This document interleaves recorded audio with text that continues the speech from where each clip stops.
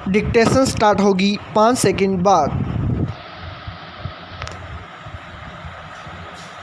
Yes, राष्ट्रीय रक्षा अकादमी की प्रवेश परीक्षा में लड़कियों को शामिल होने की अनुमति देकर सुप्रीम कोर्ट ने एक तरह से उस रूढ़िवादी किले के आखिरी दरवाजे पर चोट की है जिसका निर्माण आधी आबादी को अधिकारों से दूर रखने के लिए किया गया था।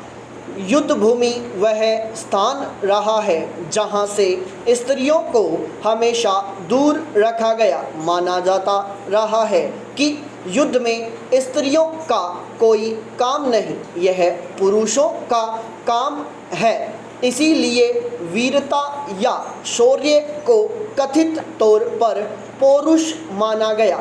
यह वह अभेद्य किला है जहां आकर समानता का अधिकार चाहने वाली स्त्रियों की सीमा समाप्त होती रही है। अब रक्षा अकादमी में यह सह शिक्षा की मंजूरी देकर सुप्रीम कोर्ट ने जैसे भेदभाव वाले आखिरी दरवाजे को भी तोड़ दिया है।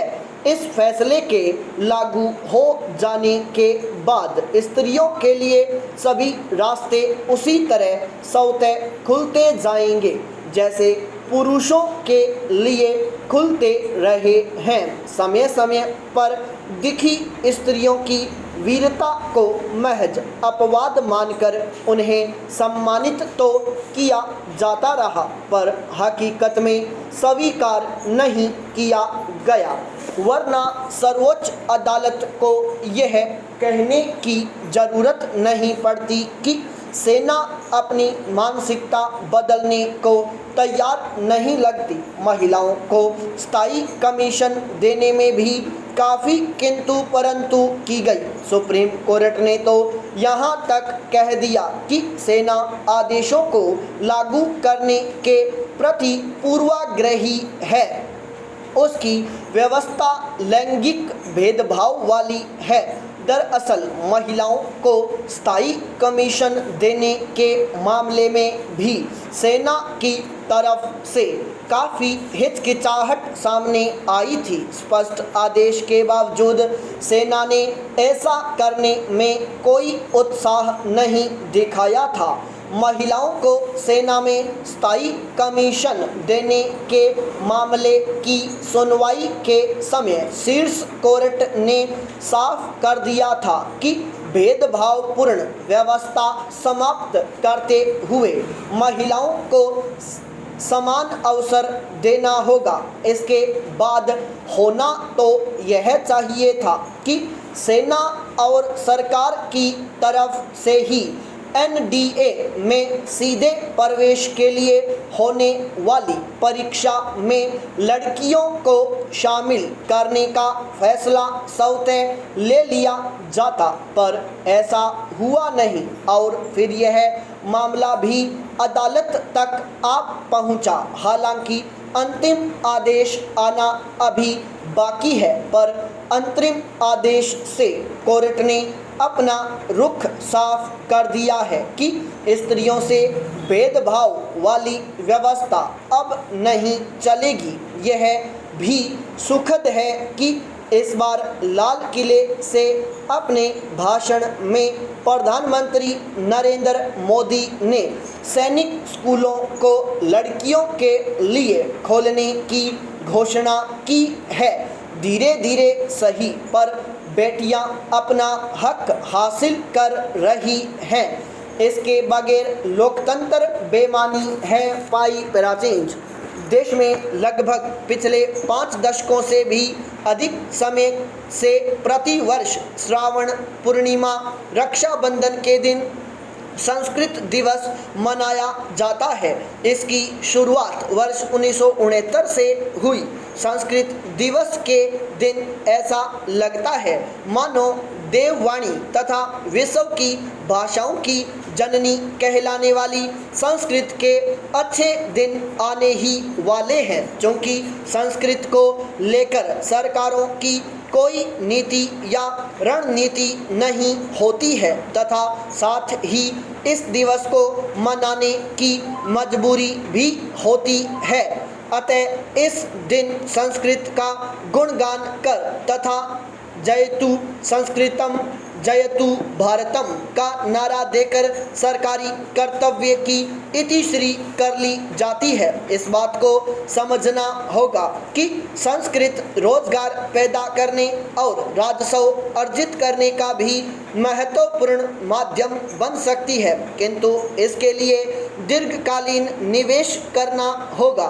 संस्कृत ग्रंथों से निकले आयुर्वेद, योग, वास्तु तथा ज्योतिष जैसे चंद विषय आज रोजगार और आय का बहुत बड़ा स्रोत बन गए हैं तथा लोकप्रिय भी हैं। बाबा रामदेव ने आयुर्वेद और योग से 10,000 करोड़ रुपए का कारोबार खड़ा कर लिया है। संस्कृत में ऐसे अनेक विषय हैं जिनके शोध पर निवेश करके रोजगार सर्जन के साथ साथ राजस्व भी अर्जित किया जा सकता है। इसके लिए पहली शर्त है संस्कृत के प्रति सकारात्मक सोच।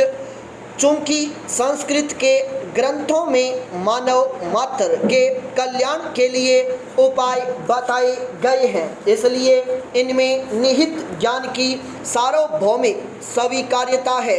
इस ज्ञान को देश के लोगों के लिए साधारण भाषा में तथा पश्चिम के लिए अंग्रेजी में प्रस्तुत कर पैसा भी कमाया जा सकता है और मानव मात्र का भला भी किया जा सकता है। संस्कृत में निहित विविध विषयों के ज्ञान का अंग्रेजी भाषा में अनुवाद करके इसे राष्ट्रीय तथा अंतर्राष्ट्रीय प्रकाशकों के माध्यम से विश्व की शिक्षण संस्थाओं तक पहुंचाया जा सकता है। देश के प्रत्येक संस्कृत विश्वविद्यालय, संस्थान और पीठ में अनुवाद प्रकोष्ठ स्थापित करके प्राचीन ग्रंथों के अंग्रेजी अनुवाद का कार्य मिशन के तौर पर किया जाना चाहिए। परंपरागत विद्वानों के पास रखे दुर्लभ ग्रंथों को बाहर निकलवाने के लिए प्रोत्साहन योजना शुरू की जा सकती है। इन ग्रंथों को डिजिटल रूप में संधारित करने की महती आवश्यकता है। इज़राइल ने अपनी प्राचीन भाषा हिब्रू को पुनर्जीवित किया और उसे जनवाणी बना दिया। ऐसा वहाँ की सरकार और लोगों के संकल्प के कारण संभव हुआ। इजरायली घास का अध्ययन करने के लिए तो हमारे नीति निर्माता और नौकरशाह इजराइल का दौरा करने के लिए तत्पर रहते हैं, किंतु हिब्रू की तरह संस्कृत को पुनर्जीवित करने के लिए इजराइल का दौरा करने की उनकी न तो नीयत दिखाई देती है और न ही नीति। इसलिए संस्कृत अनुरागियों को ही पूर्ण संकल्प के साथ आगे आना होगा। पाई पैराथेंज। मुहर्रम इस्लामी कैलेंडर हिजरी सन का पहला महीना है और इस माह की 10 तारीख को यौमे आशूरा होता है। इस्लाम में यौमे आशूरा की बड़ी अहमियत है। इस दिन से कई ऐसी घटनाएं जुड़ी हैं जो इस्लाम में काफ़ी अहमियत रखती हैं। पैगंबर मोहम्मद के नवासे हजरत इमाम हुसैन की शहादत इसी दिन हुई थी। इमाम हुसैन ने अत्याचारी शासक यजीद के शासन को स्वीकार नहीं किया था, क्योंकि यजीद का शासन इंसानी और इस्लामी उसूलों के खिलाफ था। उन्होंने इंसाफ और सच्चाई की खातिर खुद का बलिदान दिया। माना जाता है कि इसी दिन पैगंबर मूसा अलैह और उनके साथियों को दरिया पार कराकर अत्याचारी शासक फिरऔन से बचाया गया। इसी दिन पैगंबर नूह अले की कश्ती जूदी पहाड़ के किनारे पर लगी, जो इस्लामी इतिहास की एक महत्वपूर्ण घटना है। स्टॉप।